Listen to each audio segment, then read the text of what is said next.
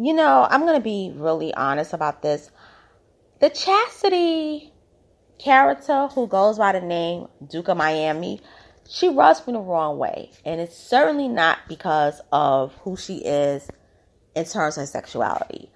I don't like to see women basically exploit other women. I think it's one of the most degrading things to really see. And I think it's very horrible to see a woman do that to other women. But we're going to talk about it. Hey, you guys. I'm back with my review for Rap-ish Season 1, Episode 3. And it's entitled Something for the Hood. Now, I've done the first 2 reviews. And I want to thank everyone that has watched it. The first one has garnered over 60 views. And the second one has garnered over about 20. So I appreciate all your viewership. I know the show is not as popular as I thought it would be. However, still, I appreciate every single view when it comes to the reviews of the show. So I want to go with a play-by-play, but I'm going to do this different. I'm not going to talk about every scene. I'm going to talk about the most important scenes. And the Chastity boy, because that's like the name that she actually goes by on Instagram. But she goes by Duke of Miami when it comes to her being a sex work manager, which is basically a female pimp, in terms because she's a woman. So we see Chastity basically at this party that's basically being hosted by Guap Dad 4000. So he's an up-and-coming rapper in Miami. And him and his manager were basically trying to get, the hottest girls in the 305 to come and party with them at the club and then also in the hotel. So Chastity calling herself the Duke of Miami, really being a pimp, knows how to recruit the girls from the strip clubs and bring them to the parties. So she does a good job with it, and she expects to get a cut from the work that she did for Guap Dad's 4000 manager. However, even with her bringing the extra stuff in, like, the drugs and so forth, the weed and things like that, they didn't give her anything. So she basically got disrespected. And I'm not going to say it serves her right, but I'm going to say, listen here, you're a woman, number one. So they're not going to respect you as a madam or pimp. Number 2, you're a lesbian. You know how men feel about lesbians. Number 3, you don't really have that much clout because the women that you're bringing, they come from the strip club. They're not like high-end escorts. They're just women that you bring and say, hey, you want to make a quick buck? I got this party coming up. You could, like shake your ass, clap your ass, spin your ass, and you'll make money, and so will I. That's the vibes that Chastity gives me. So she basically goes to her uncle's house, who is a pimp, and it seems like she learned the game from him. But she actually isn't that good at it because those sex workers that live with him, they're not making any money, but they smell bad. It's a bad odor in the house. And Chastity tells him, get some Fabuloso, but it's deeper than Fabuloso. It's like a funk smell because they're not really cleaning their bodies right after they're having, sex as, let's keep it, as sex workers. And you can look at them and see, dingy vibes. So she basically hears from her uncle, listen, we ain't got any work coming in, no money's being made, and you gonna have to pay rent for the next 2 months. So she's like, but wait a minute, I'm out here on the hustle, and we ain't getting no work as well from my end. So basically, the uncle works one side of town in the 305, and Chastity got her own side. And the work is dried up because no one is really hoeing. Let's keep it real. Because to be honest with you, hoeing isn't even a thing because OnlyFans is where it's at. So if they really wanted to be smart with this sex work enterprise, they really should be putting the girls on OnlyFans. I know I'm not encouraging behavior, but I'm just thinking it from a business point of a exploitative worker when it comes to female sex work. So what happens is Chastity's like, I don't really have it. It's hard for me. I'm trying to do what I can do to basically bring money in. So the uncle said, I taught you everything, and it seems like you don't even know how to work the hustle. So he said, and besides, you've been living with me for 6 months. It's time to basically pay your keep. So Chastity seems like she's basically, hustling, like going, bouncing, from uncle's house to going outside. So we kick off a new scene with Melissa, the little girl who is the daughter of Mia. Her father, Lamont, who I actually started to understand with this episode, his struggle, and I actually sympathize with him. He's actually watching Scarface. And Melissa is a very impressionable little girl. What she sees her parents do, she repeats if it intrigues her. Because when Lamont is watching Scarface, he's like, yo, this is my scene, it's my movie. Melissa, the little 4-year-old, says the iconic scene, say hello to my little friend. And the grandmother is like, Lamont, you're supposed to be helping to make money in the house. Don't have the little girl watch and, repeat what she sees on TV. And so he goes outside and he's basically noticing that his car got repoed. Now, if you remember in episode 2, Mia said, don't trust a dude who has a Rolls Royce but don't have a license plate in the back. Meaning that he's finessing you all. He don't really own it. He stole it. It's not his. He's leasing it. So what happens is he don't have the car. So we get to the scene, and we get to the scene with Mia's coworker. I believe his name is Marquise. I could be wrong, but or Raphael. I'm gonna look it up, and I'm gonna get back because his name is not the most memorable. But we find out that the scheming that Shawna's doing, she's actually doing it for the guy who is the concierge at the hotel. And this is the guy. Oh, Maurice. It's not Marquise. It's Maurice. Okay, so his name is Maurice. So Maurice basically gets a video message from Shawna, and she says, I need my faucet fixed because it's broken. So the cousin is thinking, oh, she want to have sex with you, but no, she need more money for scamming. So he offers to basically go over to her house, and they could talk about it from there. So then we see Chastity at the strip club, and she wants to work as an official promoter. Now the strip club manager is like, listen, I'll basically, hook you up with a 10% cut for all the business you're bringing in. Because Chastity is good at bringing business in, like when it comes to parties. But the problem with Chastity is that when it comes to pimping, she's not good at pimping. She's better at promotions. So she's like 10%, but I'm bringing a lot of business to your strip club. And so he was like 10%.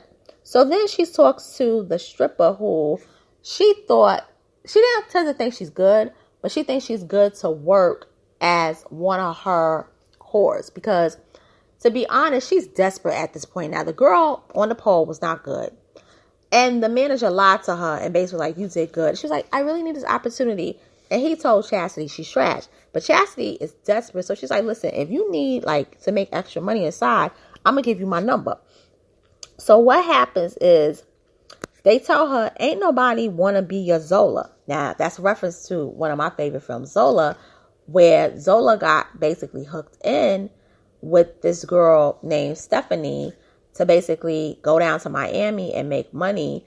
But Zola ended up having to really show Stephanie the hustle because Stephanie was only making $80 a John when she was telling her, vagina costs a lot of money. You could get like $500 per John.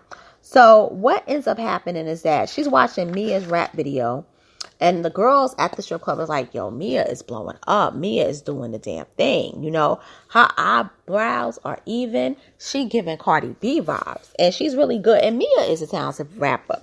So she gets this idea, maybe I can make money off of Mia, but not quite like she want to do with the other girls.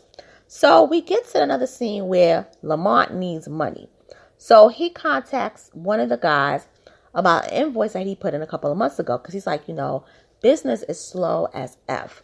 And so the man was like, listen, you could call BA and, get your money, but it's going to take years to get it.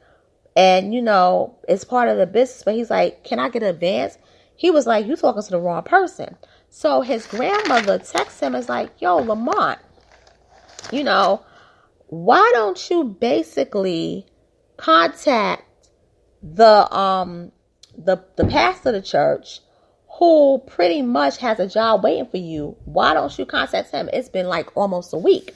So she gives him the number, which is 305-262-5767. So Melissa also wants to know, because that's his daughter, when are you going to come back and, spend time with me? And I'm going to say something. This episode, I really felt for Lamont because Lamont is really trying. He's really trying to be a good dad. But he has a lot going against him because of trying to get the hustle with chasing a rap dream. He doesn't want to get a regular job because he thinks it'll take away from his art.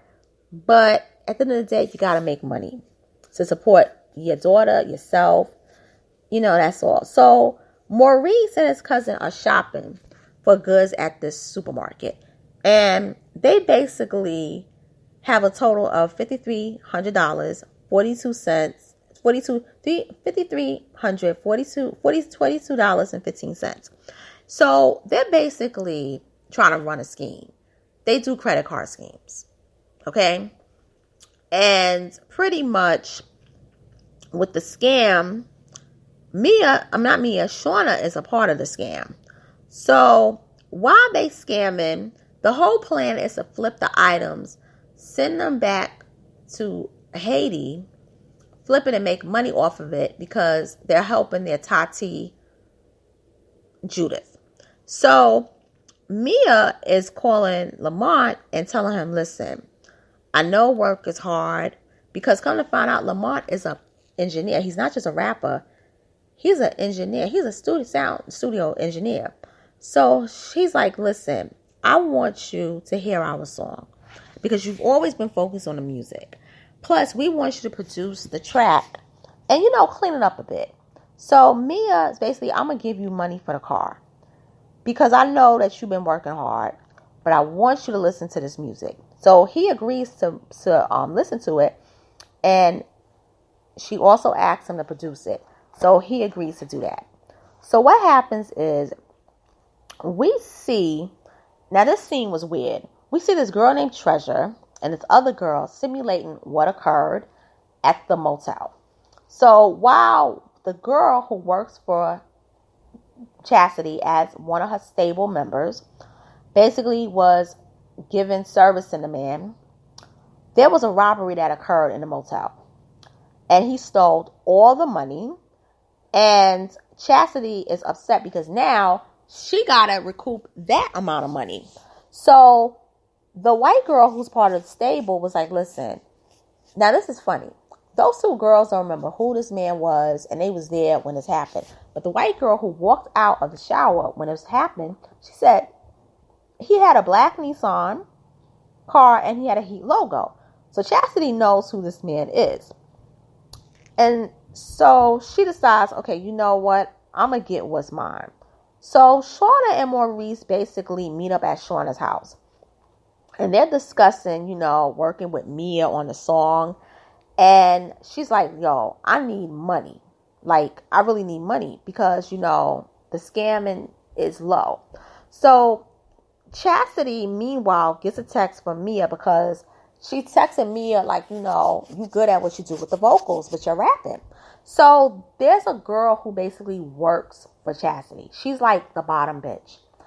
And she is portrayed by V. If you remember V and B Simone, that's the girl that's playing Chastity's bottom bitch. So she's like, listen, we all got to get paid in this game.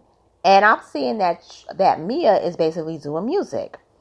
And she's like, she's talking shit. You saying she's good, but the stuff that she's talking about, I could do the same thing too. So the scheme is basically Chastity's bottom bitch wants Mia to be reel back in to the stable. Now, Mia has always been a dancer, and she does sex work when it comes to the video and so forth, footage. But when it comes to working as an actual prostitute, it seems that she's never done that. That's like, I'm not doing physical prostitution work. Sex work, virtual, yeah. But I'm not doing that being on a strip. But the bottom bitch got other plans. And Chastity is seeing like, I want to basically work with Mia.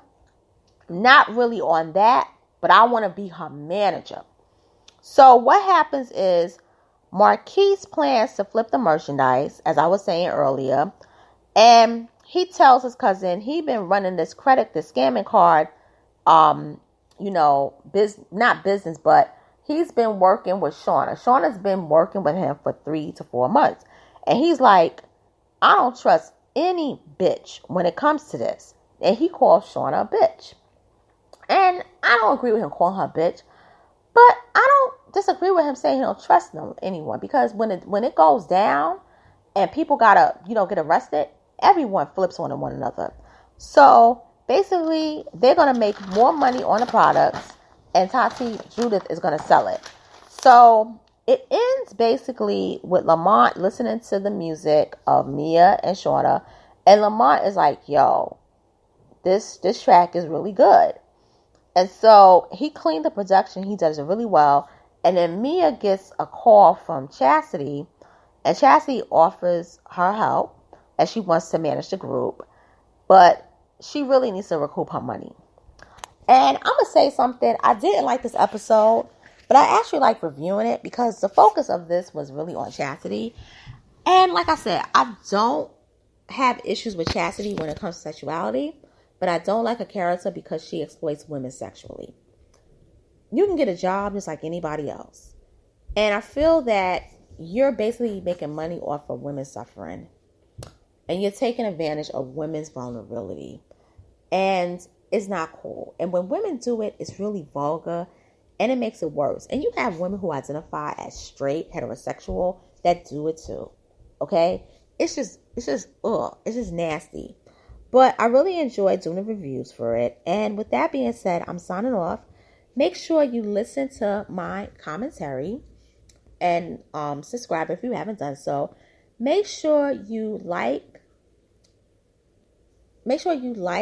comment, and share. And also hit the notification bell to get future notices on uploads, reviews, and lives. Thank you for listening, and have a good night.